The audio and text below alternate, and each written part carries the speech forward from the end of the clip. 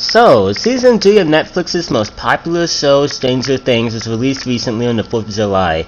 If you don't know what Stranger Things is, then your life is not complete. Much like The Walking Dead and Game of Thrones, Stranger Things is a highly praised show with a cult of a fan base. When the show made its debut in 2017 or 2016, whichever one, I assumed it was overrated and I wasn't too keen on watching it. That's when a friend of mine watched it with me in gym, and I watched the entirety of Season 1 and 2. I became a fanboy of the show, and it was good timing because by the time I got to the Season 2 finale, the Season 3 trailer released.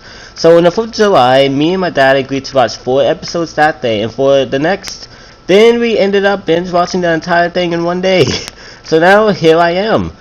Now I must answer one question. Is this season good, or is this an example of the prophecy that states all legendary shows must go bad eventually?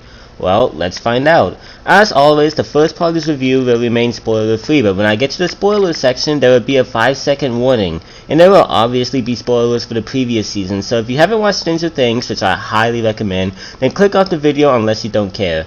Now, let's get into the review. One thing that Stranger Things somehow does perfectly without flaws utilize the characters in fascinating ways. This season is easily the best example of this. Characters like Eleven, Hopper, Will, and Nancy have the most development this season. However, even characters without development are used in fun and interesting ways that service the plot and makes them more likable. Like the previous seasons, the characters all feel relatable, likable, and fit in with the bizarre things that happen in the quote-unquote innocent town of Hawkins.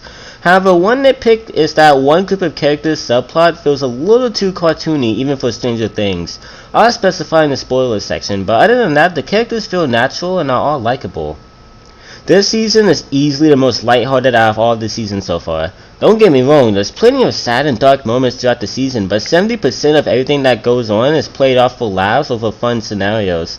But this is in no way a bad thing, and it fits in with the show like Stranger Things since the plot is bizarre and most of the main characters are teens.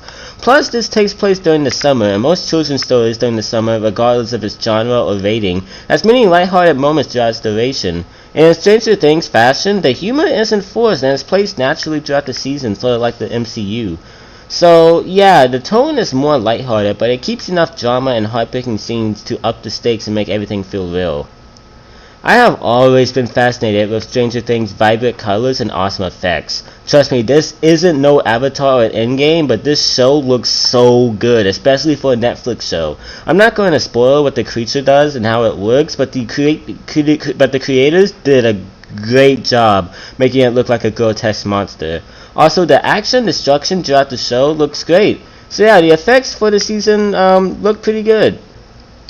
Aside from a few nitpicks, this season literally does nothing wrong. The characters are all likable and go through a range from adorable to serious changes. The show looks amazing, and the plot serves as a great continuation to what we've seen so far. I'm not going to review the previous seasons because not only am I so late, but I don't really have anything new to say about them.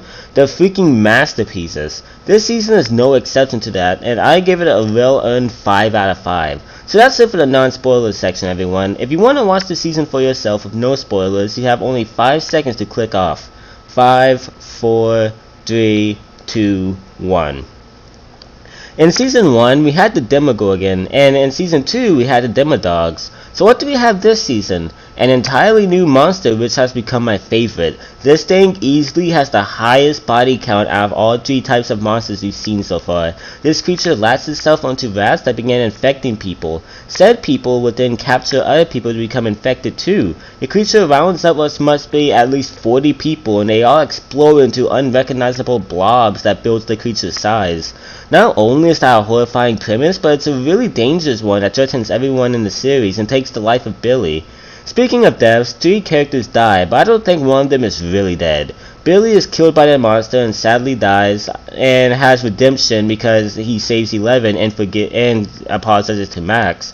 I didn't care much for him, but the show did a good job making you feel bad for him since his life was pretty screwed up. The Russian who helped out and apparently likes cherry milkshakes also dies, and after he has fun in the carnival, and it's actually pretty heartbreaking. Hopper is also supposedly dead, but if you saw the finale, he's not really dead. The machine the Russians were using to get into the Upside Down explodes near him, but you don't see his body, and the Russians arrive to the room before anything else could happen. In the post-credits scene, the Russians mention something about an American prisoner. So yeah, the machine either injured or simply knocked Hopper unconscious, and the Russians captured him before escaping. The series keeps its multiple plots per season format, and I think the underground Russian base plot was pretty dumb, but I liked most of the characters involved with it. Dustin, Steve, and a new character are cool, but Erica is also with them, and I don't really like her that much, even though the nerd subplot was pretty adorable.